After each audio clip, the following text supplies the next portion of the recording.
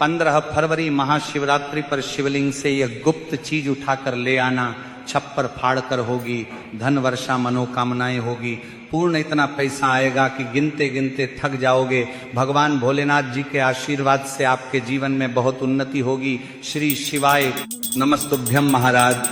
जैसा कि आप सभी जानते हैं कि महाशिवरात्रि का प्रिय दिन हमारे महादेव को समर्पित होता है। और महाराज, साल में कुल 12 शिवरात्रि आती है, लेकिन जो फागुन मास की शिवरात्रि होती हैं इसका विशेष महत्व होता है, क्योंकि इसी दिन भगवान शिव और मां गौरा का विवाह हुआ था। इसीलिए इसका महत्व कई गुना अधिक बढ़ जाता है। और महाराज, ऐसी तिथियां साल में केवल एक ही बार पड़ती हैं। ऐसे में यदि इस दिन सभी शिव भक्त भोलेनाथ की विधि विधान से पूजा अर्चना करते हैं तो भक्तों की सभी प्रकार की मनोकामनाएं पूर्ण हो जाती हैं। इसी तिथियां के साथ महाराज 15 फरवरी महाशिवरात्रि पर व्रत रखने से भगवान शिव और माता पार्वती की विशेष कृपा प्राप्त होती है।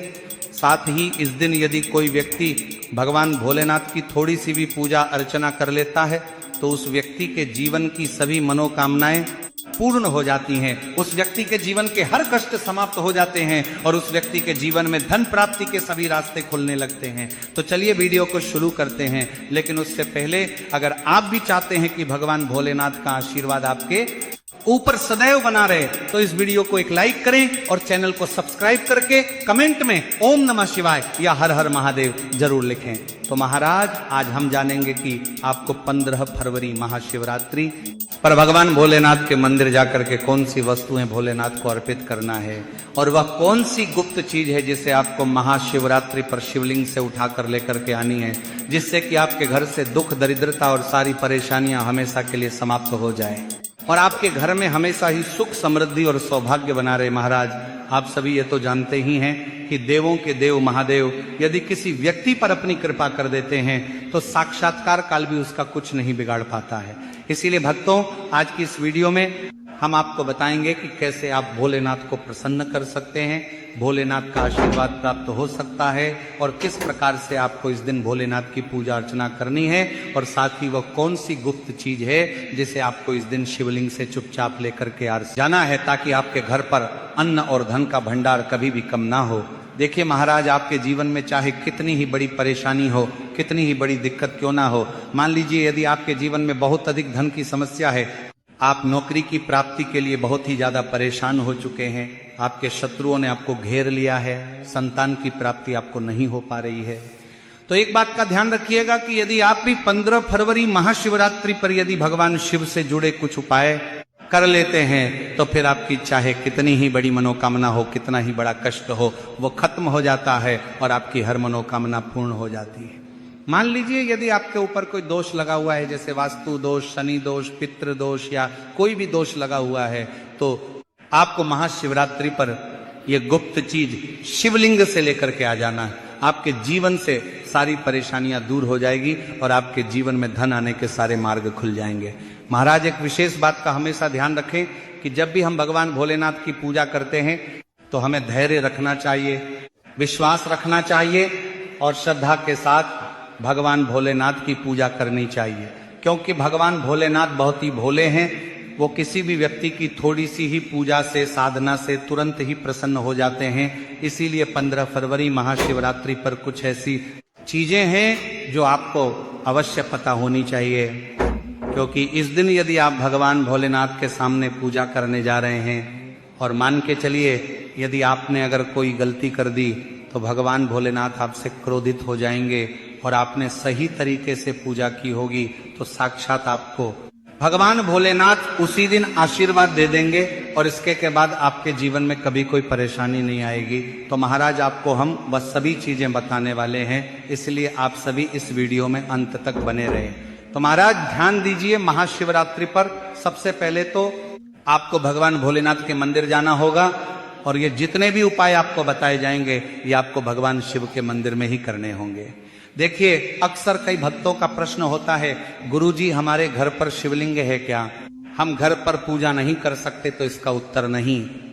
इस उपाय के लिए आपको मंदिर जाना पड़ेगा, क्योंकि मंदिर का जो शिवलिंग होता है और जो घर का शिवलिंग होता है इसमें बहुत ज्यादा फर्क होता है। जो मंदिर का शिवलिंग होता है और इसकी जो शक्ति होती है वह आपके घर के शिवलिंग से करोड़ों गुना ज्यादा अधिक होती है। इसमें ऐसी सकारात्मक ऊर्जा होती है जिसके सामने अगर आप थोड़ी सी पूजा करते हैं तो तुरंत ही उसका फल आपको मिलता है और आपके जीवन की हर परेशानी चली जाती है। तो आपको जितने भी आज उपाय बताए जा रहे हैं आपके जीवन की परेशानी को खत्म करने के लिए, आपकी मनोकामना पूर्ति के लिए, तो इन उपायों के लिए तो आपको मंदिर जाना पड़ेगा। और 15 फरवरी महाशिवरात्रि की तिथि भी पड़ रही है। तो यह दिन ऐसा है, इस दिन अगर आप मंदिर जाकर के भगवान भोलेनाथ की पूजा आराधना कर रहे हैं तो मान के चलिए आपके जीवन में कभी कष्ट आ ही नहीं सकता। पूरे साल आपके घर पर अन्न धन का भंडार भरा रहेगा। तो आपको क्या लेकर जाना है वह आपको नोट कर लेना है, क्योंकि भक्तों अगर आपने एक भी गलती कर दी तो आपकी पूजा संपन्न नहीं मानी जाएगी। तो महाराज सबसे पहली जो वस्तु है जो कि आपको शिव मंदिर लेकर के जाना है वह है एक लोटा जल। अब महाराज यहां पर कई लोगों का प्रश्न रहता है कि गुरुजी जल जो है वह तो शिवालय में भी मिल जाता है, शिव मंदिर में मिल जाता है, तो क्या जल मंदिर से ले सकते हैं? तो इसका जवाब है नहीं। आपको ये जो जल है इसे अपने घर के रसोई घर से ही लेकर के जाना है। अब महाराज इसका भी एक कारण है, घर से इसलिए आपको जल ले जाना है ताकि आपके घर का जो जल आप लेकर जा रहे हैं भगवान भोलेनाथ पर चढ़ाने के लिए, उसी जल के द्वारा आप भगवान से जुड़ जाएंगे। उस जल के द्वारा आप भगवान को अपनी सभी परेशानियां बता देंगे और उस जल को जैसे ही भगवान भोलेनाथ पर आप चढ़ाएंगे अपनी समस्याओं को बताते हुए वह समस्या आपकी खत्म हो जाएंगी। इसलिए घर से ही आपको एक लोटा जल लेकर के जाना है। इसी के साथ महाराज जो जल आप लेकर के जा रहे हैं उसमें आप चाहे तो 1 से 2 बूंद गंगा जल की भी डाल सकते हैं, क्योंकि गंगा जल से युक्त जल समर्पित करने से भगवान शिव हमसे बहुत अधिक प्रसन्न होते हैं।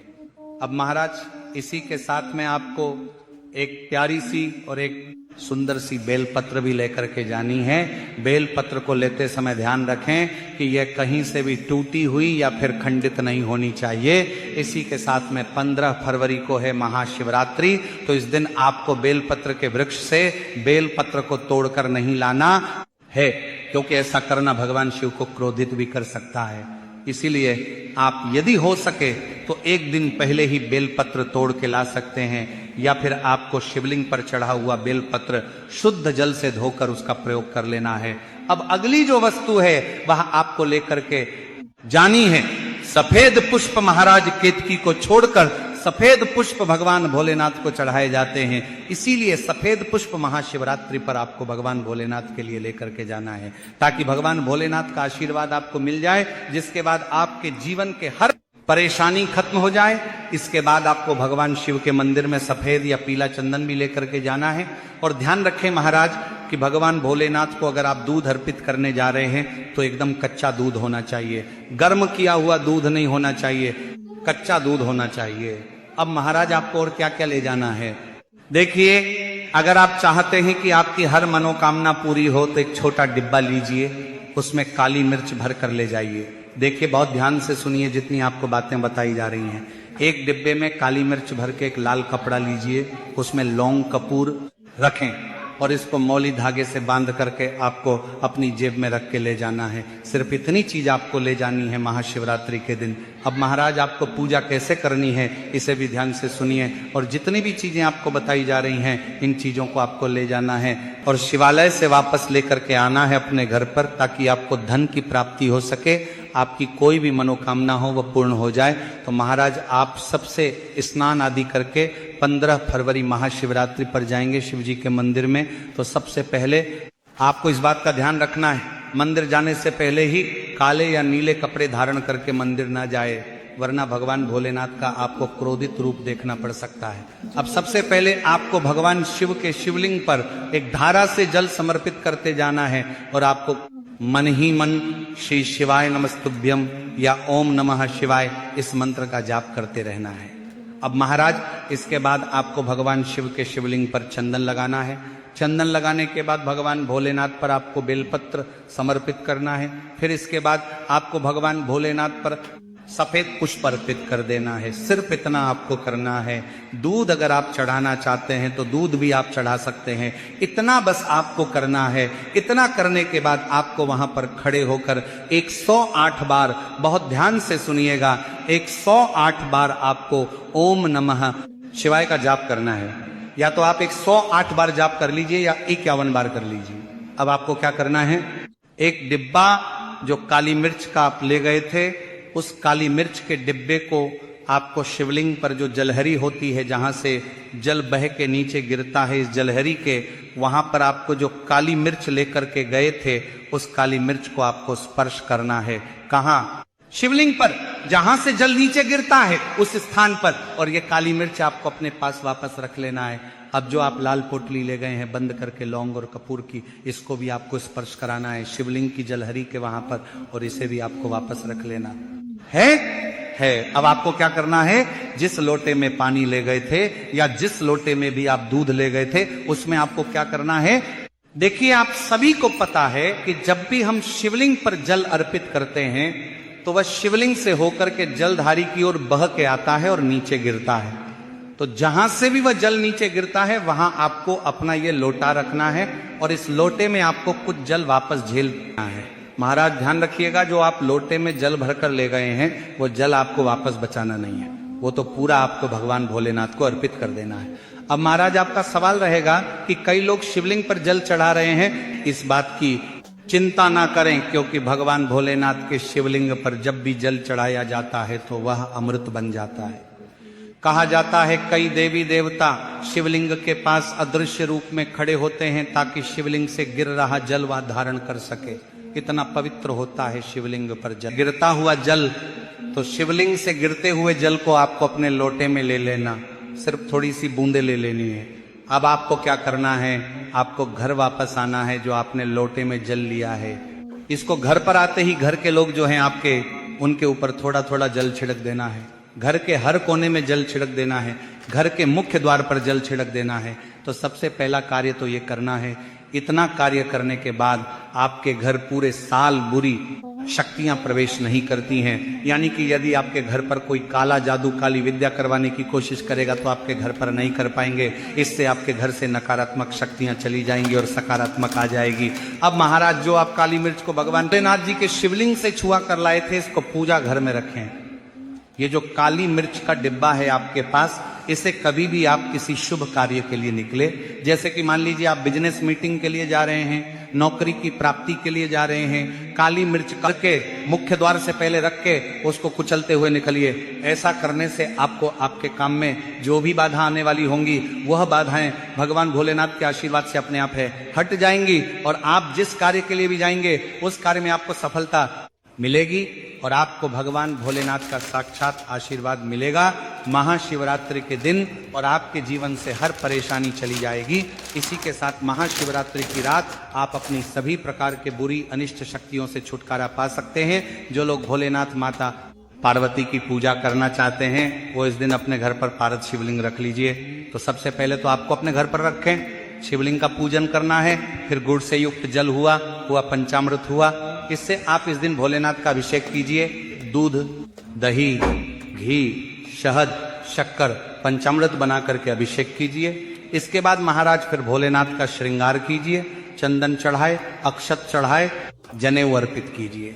थोड़ा सा चंदन का इत्र, क्योंकि चंदन का इत्र विशेष रूप से शिव शंभू को बहुत प्रिय है, तो वह आप अर्पित कीजिए। उनके पसंदीदा पुष्प चढ़ाएं, आंकड़े की माला से उनका श्रृंगार कीजिए। साथ ही कनेर के पीले या सफेद पुष्प चढ़ाएं। कमल हुए, गुलाब हुए, बेल हुई, ये फूल उनको बहुत प्रिय है, ये अर्पित करें। और 5 बेलपत्र अवश्य चढ़ाएं। आप इस दिन चाहे तो या जो आपके पास बेलपत्र है उसी पर आप श्री श्री लिख के या ओम नमः शिवाय या राम राम लिख के अर्पित कीजिए। जो चिकना भाग होता है उस सीमा भी पर लिखिए और यह सीधा शिवलिंग पर अर्पित हो। इस प्रकार से आपको बेलपत्र चढ़ाने चाहिए। महाराज, आप विशेषकर इस बात का ध्यान रखें कि कटे फटे बेलपत्र ना हो। जो व्यक्ति अधूरी चीज भगवान को अर्पित करता है तो उसे भी कटे फटे पत्तों की तरह ही कटा फटा फल ही प्राप्त होता है। इसीलिए कभी भी अपूर्ण सामग्री अर्पित ना करें। इसीलिए महाराज कहते हैं कि जब भोलेनाथ ने गले में विष धारण किया था तो आदि शक्ति मां के कहने पर देवताओं ने भगवान शिव के सिर पर भांग, धतूरा, बेलपत्र आदि रखा और निरंतर जल अभिषेक किया था, जिसकी वजह से उनके मस्तिष्क का ताप कम हुआ था। और उस समय से ही भोलेनाथ को भांग धतूरा चढ़ाया जाता है। और ये बात भोलेनाथ के भक्तों में बहुत कम लोगों को ही पता है कि इसी कारण शिवलिंग पर भांग धतूरा चढ़ाया जाता है। तो अगर आपके घर में शिवलिंग है तो आज के दिन आप चाहे तो शिव जी का त्रिशूल हुआ, डमरू हुआ, यह भी आप उनको अर्पित कर सकते हैं। शिव के डमरू की दमदम की ध्वनि मंगल गुरु से संबंधित होती है, क्योंकि चंद्रमा उनके मस्तक पर विराजमान होकर अपनी क्रांति से अनंत आकाश में मंगल गुरु से संबंधित जटाधारी महामृत्युंजय को प्रसन्न करता है और बुध आदि ग्रह इसमें संभव से सहायक होते हैं। तो ये आज के दिन डमरू अर्पित करें, भोले बाबा का डमरू आपका आज के दिन डमरू अर्पित करें, डमरू अर्पित करें। धारण भी कर सकते हैं, अभिमंत्रित करके आप अपने शरीर पर छोटा सा चांदी का डमरू धारण करें। लेकिन उससे पहले चाहते हैं कि भोलेनाथ का आशीर्वाद आप पर बना रहे, तो इस वीडियो को एक लाइक करें और चैनल को सब्सक्राइब कर लें और कमेंट बॉक्स में ओम नमः शिवाय जरूर लिखें। धन्यवाद।